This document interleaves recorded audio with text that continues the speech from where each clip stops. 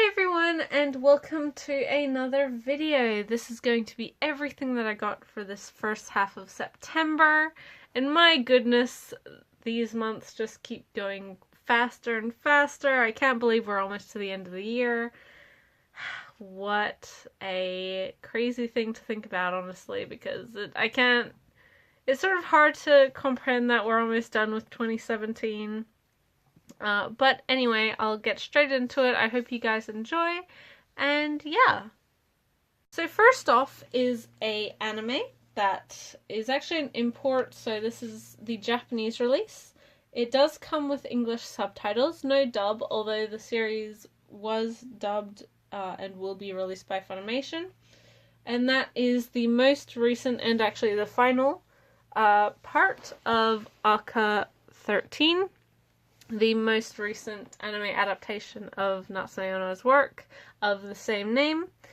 Now, this particular release has 4 episodes on it, and so, like you can see, it has the digipack, like all of the parts, a small booklet, which actually has a manga that Ono wrote as well, and a larger character sort of episode guide book with interviews and that sort of thing.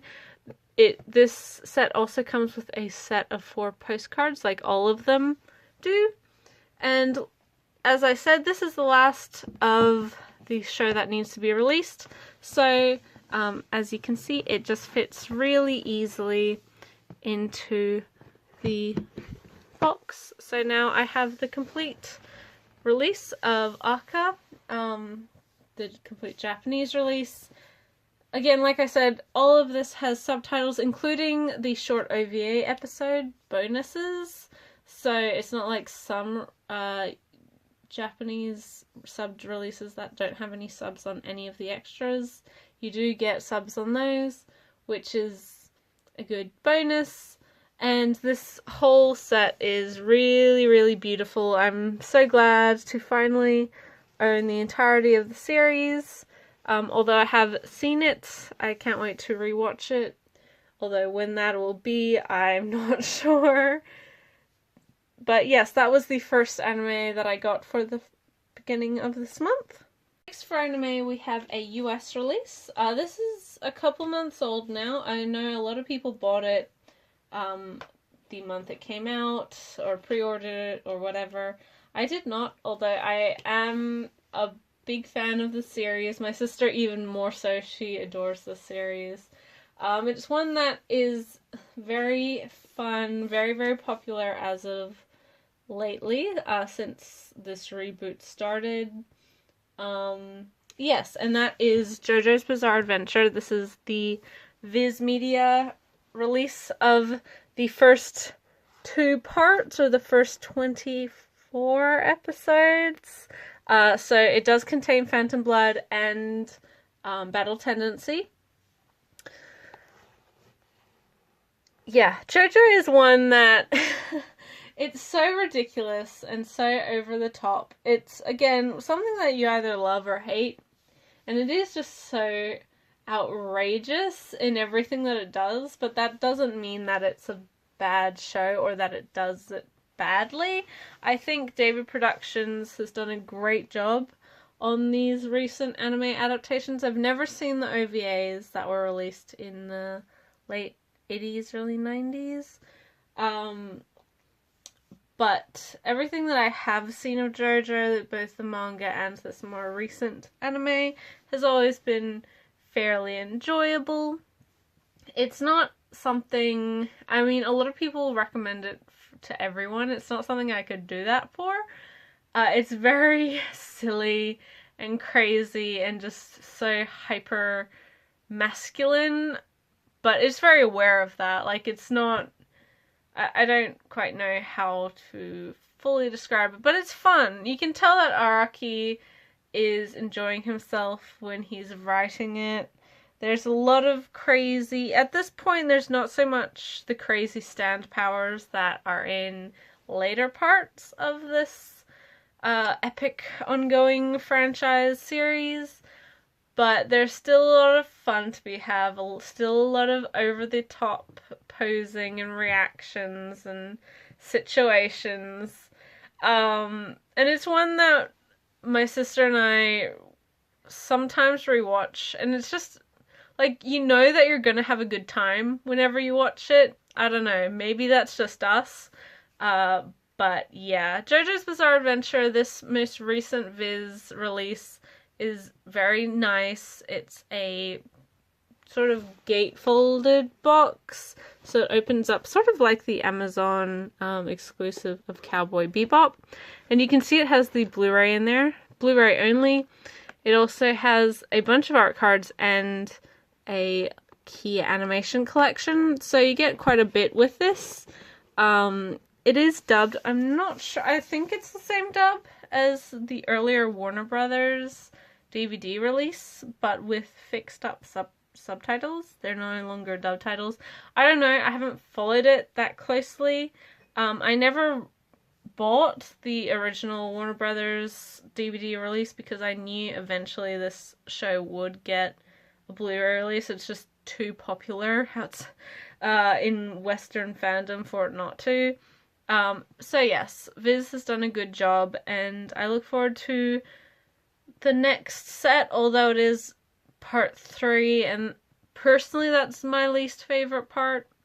I find it a little bit overblown. It's a little too long, and a bit repetitive, but yeah, that's just my opinion. But I am going to buy it once it is released. So I mean, that hasn't affected my overall enjoyment of JoJo, and it's a necessary thing, I think, as well. The next anime I got is maybe something people would expect a little more in line with my tastes, and that is the complete series of Mawaru Penguindrum. This is the Siren visual release.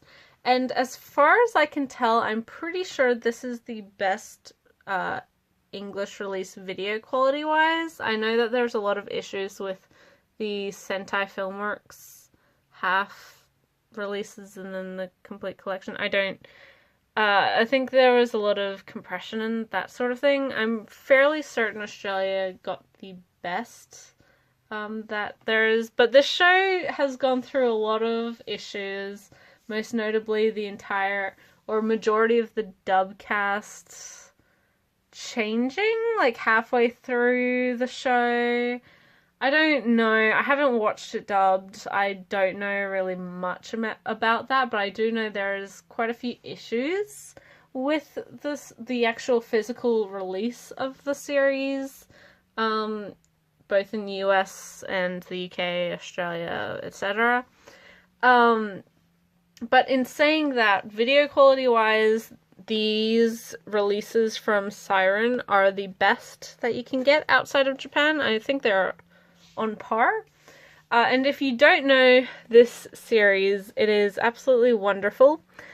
It's another Ikuhara series, so if you're a fan of Yorikuma Arashi or Revolutionary Girl Utena, this is sort of, I think this is his series between those series. I mean, he's done other stuff, but I really, really enjoyed this. This series is definitely within his wheelhouse. It's very much about family and fate, which is something you see come up sort of over and over again a lot in his works, and it's immensely good. I'm fairly certain most people would agree, although it is a little bit, I don't know how to say this.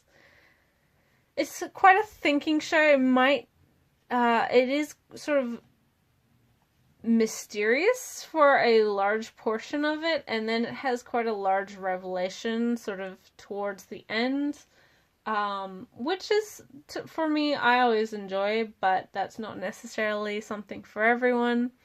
Penguindrum is great. It's probably like good 5, 6, 7 years old now at this point. It's been a long time since the show came out. I haven't rewatched it since, so I am due for a rewatch. and I have wanted to buy it for a long time, but I heard about the problems that the US releases had, and then I wanted to get it from Siren, but Siren has sort of been MIA for a long time. So I found this set, which is just sort of collects the two half-season parts together, and I found it on eBay for a really good price, and I was wanting it anyway, so I finally picked it up. And yeah, I not much more to say than that. I'm really looking forward to rewatching it. It's a very, very, very good show. Yeah, I mean, nothing really more needs to be said. And finally, for anime, the last thing I got was the recent Umbrella Entertainment release of Tokyo Godfathers, a film by Satoshi Kon. And if you've never seen this film, I highly encourage you to. I know it got a DVD release in the US, one that I owned for a very long time. This is the first English-friendly Blu-ray release of this film. It is subtitled only. I don't think the show ever got a dub. It might have gotten like a Southeast Asian dub, but I don't think so. But this is probably my favorite Kon film, tied with Millennium Actress. I adore those two movies, and unfortunately those are the only two that don't have Blu-ray releases up until this most recent release by Umbrella. This is such a good movie. I haven't seen it in a little while. I'm hoping to rewatch it at Christmas time. If you've never seen this movie, it follows 3 homeless people who find a baby in the dumpster on Christmas Eve. I think it's Christmas Eve. And are trying to help this child find her mother or her parents. It's wonderful in the same way that all of Kon's films are wonderful, but this one in particular has a very, very strong sense of humor. The characters are also really likable and human, and you can understand their struggles and how they got to this point of their life. It's absolutely superb. It's probably my favorite Christmas film, and I try to watch it every year. I didn't get to last year, unfortunately, but oh, it's such a good movie, and I've heard that this isn't a fantastic, like, visual upgrade or anything from the DVD. It's not like I don't think it was, like, the film scanned or anything to get a proper HD transfer, but honestly anything is an upgrade from the older DVD releases, so I'm not going to complain. And I hope that with the popularity of this, we might see Millennium Actress get a Blu-ray release down the line, and then I will have all of Kon's films on Blu-ray, and then I can just cross my fingers that we see Paranoia Agent sometime within this lifetime getting another Blu-ray release, because Satoshi Kon is hugely influential. He made a wonderful amount of work that is so unlike a lot of the stuff out there, and it's such a shame that we did lose him so early in his life, that you have to really treasure everything, all of the work that he did manage to do and complete. I am interested in seeing if someday they do manage to finish his film he was working on at the time of his death. It's a tricky thing, but anyway, this is a Australian release, so it is a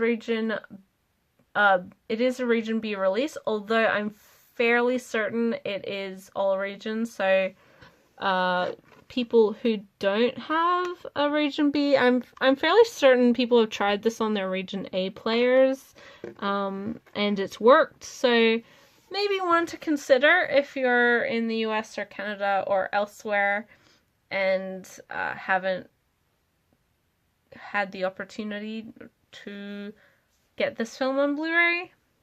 because it really isn't something that is necessarily super popular. But yes, this was the last anime that I got for this first half of this month, and I can't wait to rewatch it. I'm so excited.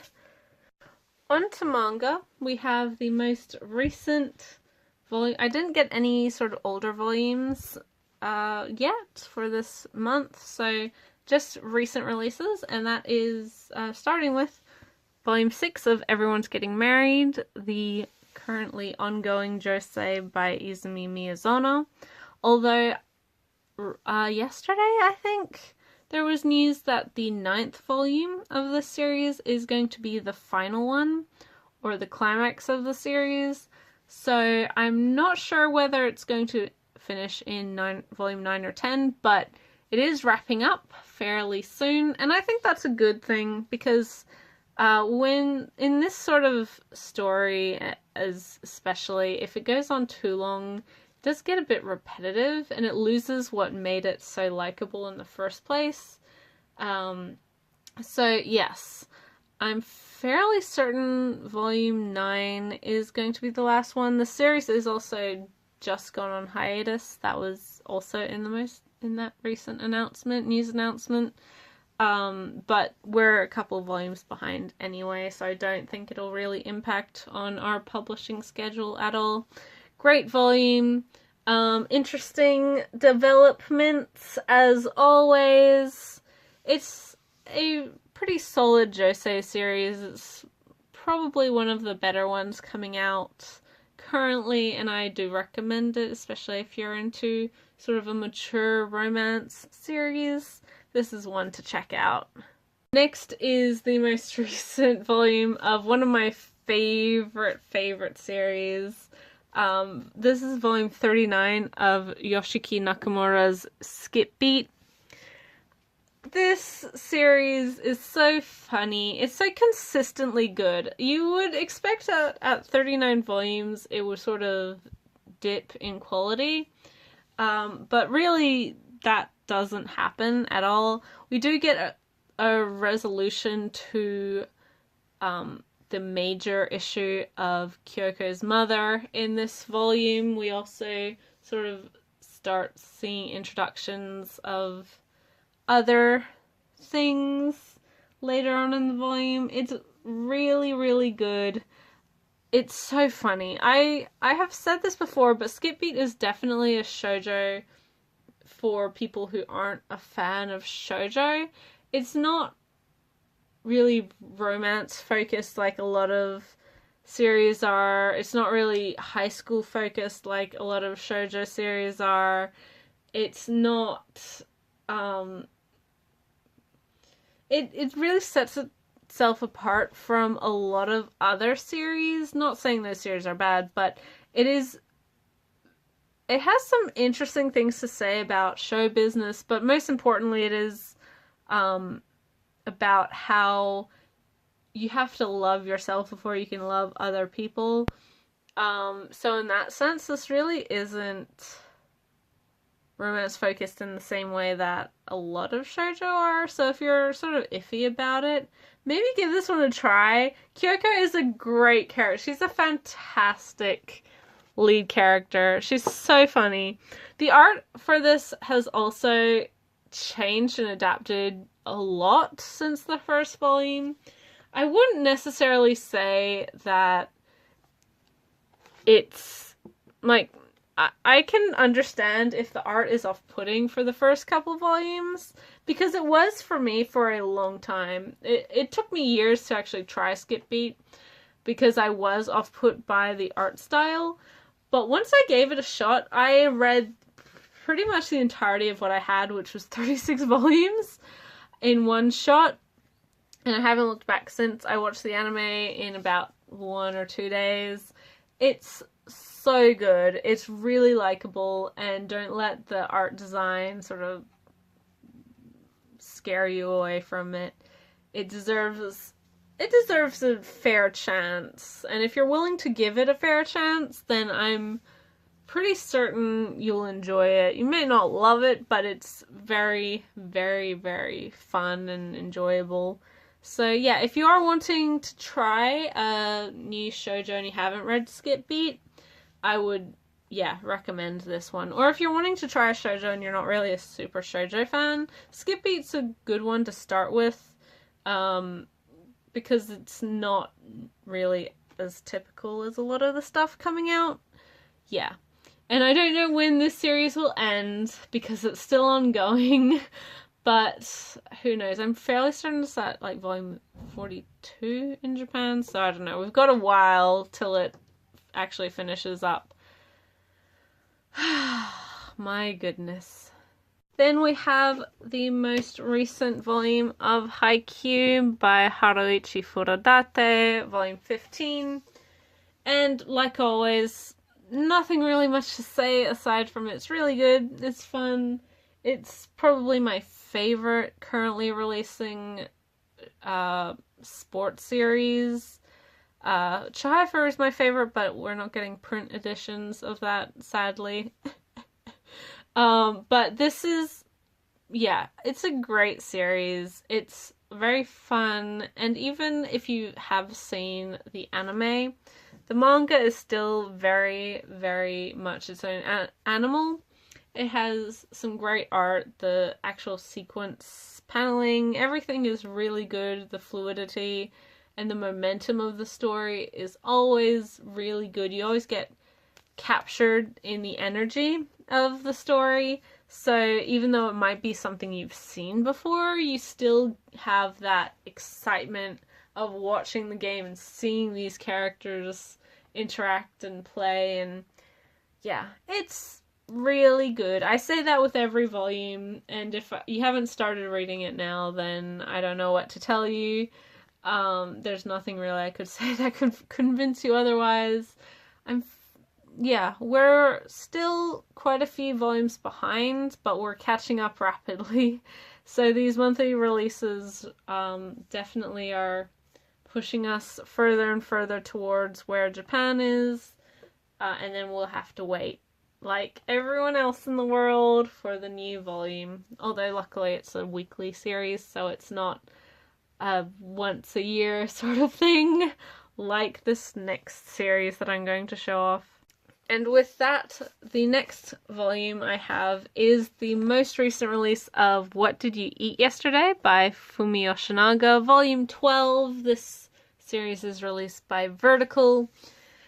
I love this series. If you're a fan of cooking manga, definitely check this one out. It's even more so than a lot of like the cutesy, like Sweetness and Lightning and those sorts of things. This one is a serious cooking manga insofar as it gives you all of the recipes in story. I'll see if I can find an example. See, it has all, like, every step, and then it actually tells you exactly what they made at the end. And on the front, it shows you exactly what they made in the book. It's a great series. I know I'm biased because I'm a huge Yoshinaga fan anyway, but this really is a very down-to-earth slice of life series. It follows a gay couple in Tokyo, one whom is very interested in cooking. It's sort of his hobby outside of work. But more so than that, it's mostly it's mostly a story about domesticity, so domestic life. How if one, your partner is busy, you'll make dinner, or you might make something special if friends are coming over. You might not make something that often because you're worried about your weight as you get older, or sort of the foods you eat because you want to keep your overall health up. Rather than it being a story that's just, oh, this is a gay couple and this is all of the issues, or this is everything that they deal with, it's more approachable than that because it is something that anyone who's been in a long-term relationship can understand. It's very universal in that sense, and it's not like, I don't classify this, it's not a yaoi series, it's not classified as a yaoi series, it's a seinen, because it's not focused on any of the romantic aspects of the two main characters. It's much more just about daily lives and the meals that you have as, you know, as people who live together, or just sort of meals you might make because you have spinach left over, or someone gave you, you know, family sent you apples from home, so you have to make a whole bunch of apple dishes so they don't go off, and then you have to give some to friends. And the people you meet maybe who have similar interests, or you might want to sort of, not carpool, that's not the right, but pool your experiences and your resources, and if you have too much of something, you might want to share it with the other person. It's really, really different than I think a lot of people maybe expect when you say it's about a gay couple in Tokyo. It's not really about that. It is first and foremost about the food, and secondly about daily life. There's much more work drama in this than like anything romantic going on. But yes, I'm a big Yoshinaga fan. I love this series. I also love her other currently ongoing series, Ooku. They're both great. Yeah, definitely try this if you are a fan of foodie manga, and I don't necessarily mean like Food Wars. I mean more so in the vein of Sweetness and Lightning and Poco's Udon World, and I can't think of anything else right now because most of my favorite food manga are all Yoshinaga things like Antique Bakery. So I'm probably not the best person to consult when it comes to that. But yes, what did you eat yesterday? Volume 12. We only get one volume every 9 to 12 months.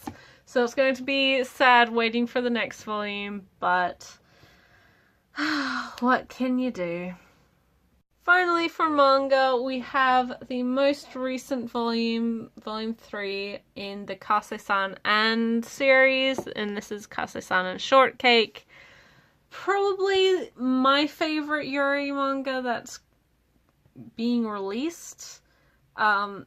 Definitely one, you can understand why this series is so popular in Japan. It's definitely one of my favorites.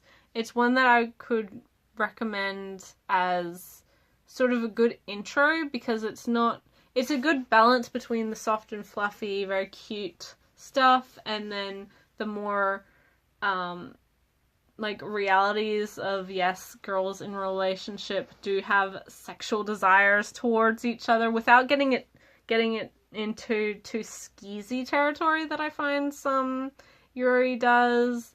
It's a good balance between those, as well as also handling sort of very typical high school stuff like graduation and summer vacation and not having time for each other, etc., etc., etc. It's great. It's so sweet. The art is wonderful. If you're going to buy or try a Yuri series out of everything that's available, and there's a lot of Yuri coming out, which is a wonderful thing to see, I would recommend this one first and foremost. The other series coming out this month, debuting this month, is Sweet Blue Flowers. That's also fantastic, although I have yet to get my copy. There's a lot of really good Yuri out there, but this one I can definitely recommend as a first time series for people, one to sort of test the waters. If you're not a fan of this, you'll probably not be a fan of the genre overall. It's just really well done.